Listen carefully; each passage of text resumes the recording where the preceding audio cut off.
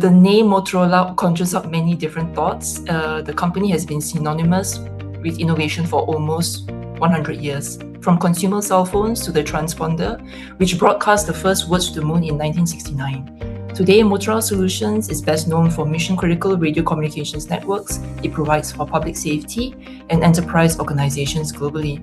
But in recent years, the company has undergone considerable transformation, expanding its safety and security portfolio beyond voice communications into command center, software, and video security tech. Its latest move is an expansion into the defense market through new acquisitions and investments. So today I'm speaking with Rajat Gupta, Motorola Solutions Vice President, who leads a massive region spanning Asia, Middle East, and Africa, which contains a majority of the world's population, roughly 75 to 80%. Welcome, Rajat. Thank you for having this chat with me. Thank you, Kat. Thank you for that lovely introduction, and thank you for once again having me on your podcast. Appreciate it. Okay, so let's dive straight into this, right? You've spoken about Motorola Solutions' growth mirroring the rise of countries that prioritize safety and security like Singapore. How does the addition of new defense technology to your technology ecosystem take the company's safety and security narrative to a new level? The legacy and foundation of us as a company of Motorola Solutions remain mission-critical radio networks. That's something that we've deployed across a number of countries within the globe, and also especially within Asia, Middle East, and Africa, the region that I manage. Overall, we have about 13,000 networks deployed globally. So land mobile radio, which is basically on narrowband, remains the gold standard for public safety and enterprises. In the region, the Singapore home team under MHA is one of our long-term customers. We have the Port Authority of Singapore, which uses us on a daily basis with more than 500,000 calls happening, push-to-talk calls happening on a daily basis. And then if you look at governments across the region, and I'll focus just on Asia to start with, Malaysia, Korea, Vietnam, all these governments are using us at some level or the other. But we also recognize the fact that growth is part of our DNA. So we have to continue innovating. And that's where the acquisitions that we've made come in. Motorola Solutions has made a number of acquisitions over the last few years. But the one that's probably the most notable at this point in time is Silvus Technologies, which we paid over $4 billion.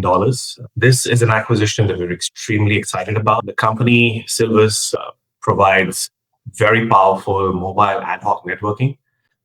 It provides highly secure data, voice, and video communications without the need for any fixed infrastructure. It's basically devices meshing together, nodes forming together to create large self-healing networks. And it seamlessly supports bandwidth-intensive technology, including video, sensors, drones. One of the biggest applications, in fact, for Silvus happens to be in supporting drones, including especially in today's world where drones have become so significant in terms of both public safety and also defense. That's the reason we're quite excited about Silvus in terms of what we're going to be offering with this new acquisition to our customers. Yeah, this all sounds like very exciting technology that once used to be in the domain of defense, right? And now Motorola Solutions is kind of like taking it and making it available for the public safety industry. There's a huge rise in terms of investments in defense across Asia, Middle East, and Africa, Kat. We're seeing a growing market for command control, communication surveillance, reconnaissance. Some of the statistics off the top of my head.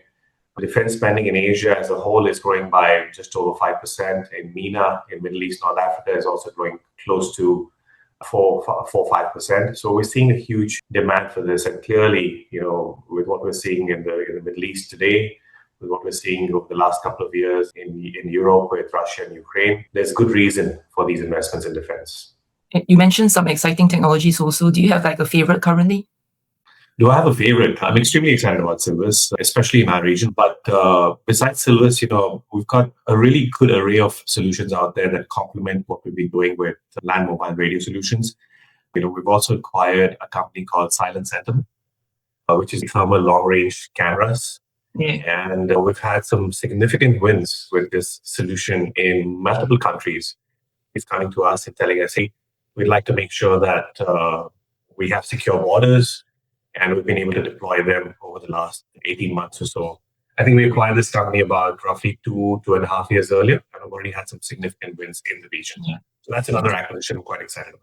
Yeah, I think the last time I visited your office, I did have a chance to have a look at this Silent Sentinel thermal long range camera. The first time I remember telling customers that they have a range of 30 kilometers, the instant reaction from customers was, what? 30 kilometers? But yes, that is the actual number. That's actually the right number that we can sense movement. Okay. So from the wider MEA region, Middle East and Africa, so what are the key lessons that you're taking to border defense and national security customers elsewhere in Asia? Customers were thinking that, when it comes to broadband, LTE, 5G, these would be solutions that would basically be the gold standard. But we're not really seeing countries really have the infrastructure to support whether it's LTE or 5G deployments for public safety yet. There still remain limitations in terms of coverage. There still remain limitations in terms of availability and robustness of the infrastructure setup. So we're seeing customers recognizing that, yes, broadband remains an option to consider, but narrowband with LMR remains the gold standard. We as a company also recognize that broadband will eventually be something that we want to also tap into in terms of solution offerings. So we're seeing a move towards broadband. And during this period, what we're looking at offering our customers is really hybrid solutions, which basically, give the option of more voice, data, video communications as well. So one of the solutions that we're looking at is Diametric Connect, which is really for our Tetra customers in the region.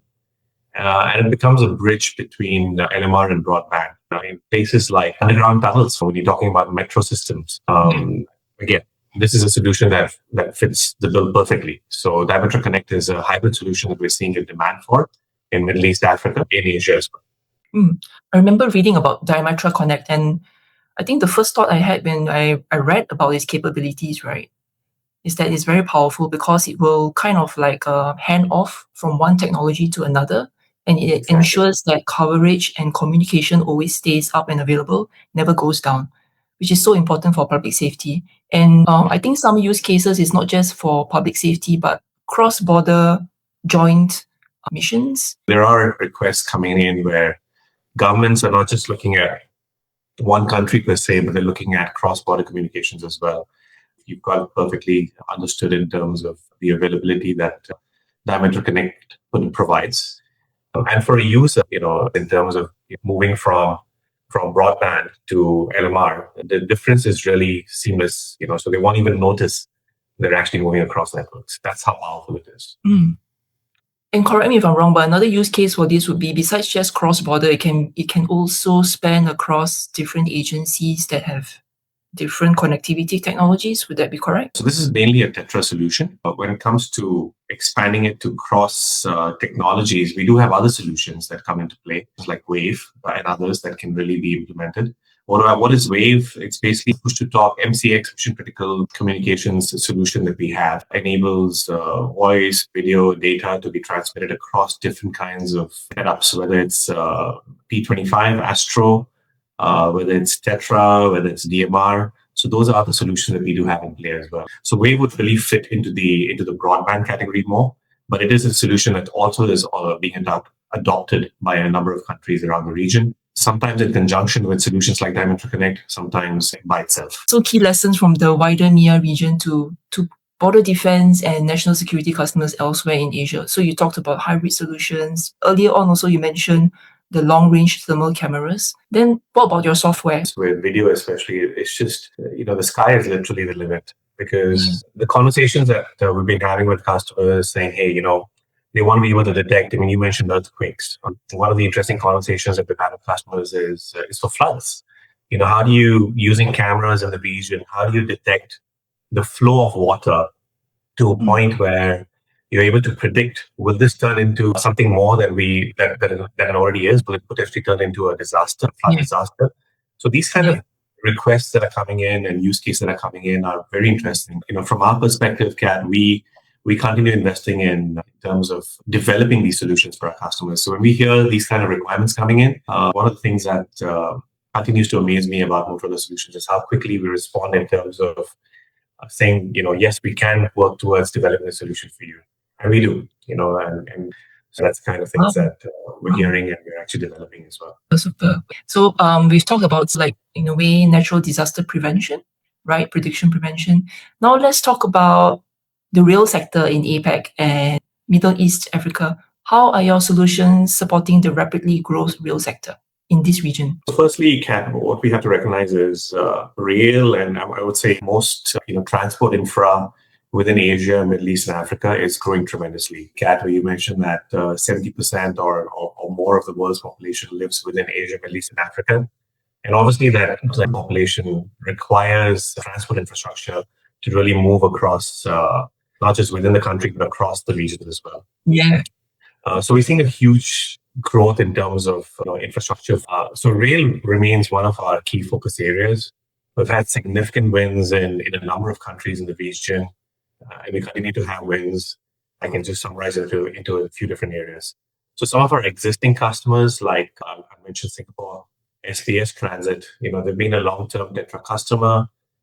We've got an extended contract with them for the next 15 years that we see all the way until the late 2030s. And then you have the other customers who are coming to us with new setups. For example, countries like India, where the rail sector is growing significantly. Metros are coming up. And we're seeing, a lot of demand in terms of communications networks there. And we are providing those. What's interesting about the new kind of customers, though, is that we're seeing them not just talking to us about the communications pocket, but they're also asking us, hey, Motorola Solutions, we know you've got video solutions. We know you've got software solutions. Can you provide us with an integrated video and communications network? And the answer has always been yes. So we're seeing even further growth coming up in that area in terms of not just communications, but really the entire ecosystem that we provide as a company. And that's something, again, that we're really proud of, Kat. One of the largest growing countries in Southeast Asia, the capital city, one of the networks is going to be with us for their metro. So that's another win that we just had. And that's just not for communications, it's actually for video. So that's, again, something that I'm proud of. Wow, yeah. Congratulations. Talking about video, so sometimes we hear about use cases where we tend to think, oh, are we in the Jetsons era? It's like so futuristic and things like that. AI-powered video analytics for incident management, monitoring passenger congestion and safety. But it's real. It is happening, right? Like you said, it feels like we're living in the future. I always keep telling my daughter as well and our friends that I think the future is closer than we think it is, especially with this boom in artificial intelligence as well. And some of the acquisitions, Kat, that we've been making have been around how do we incorporate artificial intelligence in a way that really improves our solutions. And we've come up with the Assist suites that really complement our overall LMR portfolio, the video portfolio that enhance even Wave PTX, which were deployed in a number of customers that we were talking about earlier. So these are all solutions that we're looking at. We've talked about the rail industry, lots of interesting, exciting things happening there. Now let's pivot to airports. And you've equipped multiple Japanese airports like Kansai International with Tetra systems. And also you've got a customer in Narita Airport that also use your solutions. And these solutions are actually instrumental in helping the airports, the airlines, tie together security, operations, baggage handling, basically the operations and the running of an airport, right? So what do these deployments show you about what a modern airport communication and safety architecture should look like? Any thoughts, opinions to share? So going back to the demand within AMEA, within Asia, Middle East, Africa, we spoke about the population, and especially post the COVID era, we're seeing this tremendous growth again in terms of passenger traffic, in terms of cargo traffic, to connect different airports across mission-critical voice and broadband platforms. Kansai Airport uses us. Narita Airport uses our Wave PTX solution. It's our broadband push-to-talk communication service, and it helps to provide vital communications across Asia, Middle East, and Africa, which is significant. Basically connect emergency services when disasters strike. So this is a solution that we're also doing a fair bit of trials with other airports in the region, Kat. We're seeing requests coming in from other countries in the region. We've got the existing customers like Japan. And then we're seeing quite a fair bit of requests coming in from new customers as well, who are asking us to provide advice on what would be the best solution that would fit their requirements. And PTX remains one. And of course, Tetra remains at this point in time, the gold standard for a number of airports across the region as well. Mm-hmm. Now, the third industry, mining and oil and gas sectors, these are harsh and hazardous environments, right? So worker safety is of utmost importance, coordination as well of operations and emergency response in case anything happens. So how is Motorola Solutions helping out there in this industry through your digital technologies? So oil and gas and mining remain important for us. And this region has probably the largest reserves in the world, I would say. So we have a number of solutions. We call them ATEX solutions, which are basically certified for these kind of harsh environments, if I can mention that, or also remote environments. If you look at our entire ecosystem, whether it's communications, whether it's video, we have devices that are basically certified for use in these environments, which means that they're fire resistant, they are rugged, basically, they're explosion proof. And this is what you need, because in these environments, a small spark is all that's needed to really create a disaster. So we make sure that our solutions are fit for environment. Because we've got AI-enabled video security, so things like perimeter protection. Just to again give you an idea, a number of our African countries, if you look at oil and gas, if you look at some of the other similar sectors, they have pipes laid across large areas. And these pipes go across rural areas, go across all sorts of different terrains, which cannot really be monitored 24/7. Yeah. So then there's the potential threat of pilferage. There's a potential threat of stealing, even pipes for that matter. Yeah. So that's where our customers come to us and tell us, hey, Motorola Solutions, what can you do to help us out here? And when it comes to our video solutions, we spoke about Silent Sentinel. We have other acquisitions like Vigilon that we acquired a number of years back. Yeah. All these things put together, we're able to provide solutions for customers to tell them that, hey, please don't worry about this. We will monitor this for you. We will send you alerts when there's motion detected, or if there's specific parameters that you want us to look out for, we will, and make sure that you're compliant with what you need to comply with.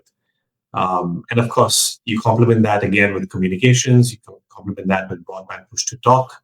It basically connects people across LMR and broadband, and you have that entire ecosystem that we can again provide for oil and gas and mining as well. So we can all sleep better at night. That's the idea. That's always the intention. What are you observing are the technology adoption trends across AMEA, your region, in 2026? So, Asia, Middle East, and Africa is a broad region. But the reason I mentioned the width of the region is because, you see a lot of demand coming in from the region, but you also see different kinds of requirements coming in, different kinds of stages of involvement of our customers in terms of public safety, in terms of defense, in terms of communications. So we're seeing a continued demand for solutions that we provide across the region. What we're really seeing is a push towards infrastructure-less environments as well. Customers recognize that military environments won't really have the luxury of having perhaps a fixed infrastructure setup. So you need self-healing, self-creating networks through devices, through nodes that can move with the military forces, so to speak. So we're seeing a growing understanding and demand for that. And that continues to be one of our growth drivers in the region. We're also seeing a lot of requests for unified communication, in terms of public safety and defense organizations deploying joint missions to maintain national and border security. And then, of course, when it comes to fixed and mobile video, I mentioned the acquisitions earlier. We've spoken about a few. But even with mobile video, we've acquired these over the last many years. And with these companies, we've spoken about how we integrate fixed video. But when you look at what an officer, whether it's a civil defense officer, whether it's a police officer, what he or she might be carrying in terms of a body-worn camera, we're really looking at also sending that feedback live stream back to the unified software solution, which then looks at everything as an ecosystem and really tells us where the alert is, where do we need to deploy more safety forces. And we're seeing a growing demand for that as well. So there's a number of growth areas in the region, Kat, and I'm happy to say that we continue to invest in solutions that meet the requirements of our customers. I would like to also say that our customers keep evolving. We're seeing new demands coming from our customers. Yeah. But at the same time, we as a company keep driving for more solutions as well in terms of acquisitions, in terms of organic growth, in terms of the R&D investments that we're making. So mission critical technologies continues to evolve, continues to strengthen collaboration between first responders and control room personnel, unifying defense and public safety for faster, more informed incident management. We spoke a little bit about AI earlier, from the command center to the field. There's a large amount of data coming in. I mentioned mobile video, so data coming in from mobile video, data coming in from fixed video, data coming in from communication devices. And how do you put all that together and really, make sense of that information to create an alert when there's an incident? And of course, that alert, given the limited resources that you have in terms of public safety, usually you want to make sure that the alerts are accurate alerts. You're not getting false alerts all the time. So, using AI to make sense of that information in a proper way is extremely important. And of course, as the challenges continue to grow, we as a company, Kat, we'd like to continue growing as well to meet those challenges. And that remains our modus operandi. That's great. In summary, I feel like the use cases whereby companies are coming to you and asking you to help them to figure out the new use case for technologies, I feel like that is a very exciting area. During my introduction, I was sharing about how Motorola was known for what it was, and then such an evolution to what it is today. Looks like you guys will be kept very busy for a very long time. And Rajat, I think your region is, in a nutshell, keeping Motorola Solutions very busy with just different requirements and evolving situations. There's a lot of excitement in the region, and it's a great time to be in Motorola Solutions. And we spoke about the future being closer than it seems, and I truly believe that. And I think I will have to agree with you on that. And with that, let's conclude. Thank you very much, Rajat, for taking time to chat with me today.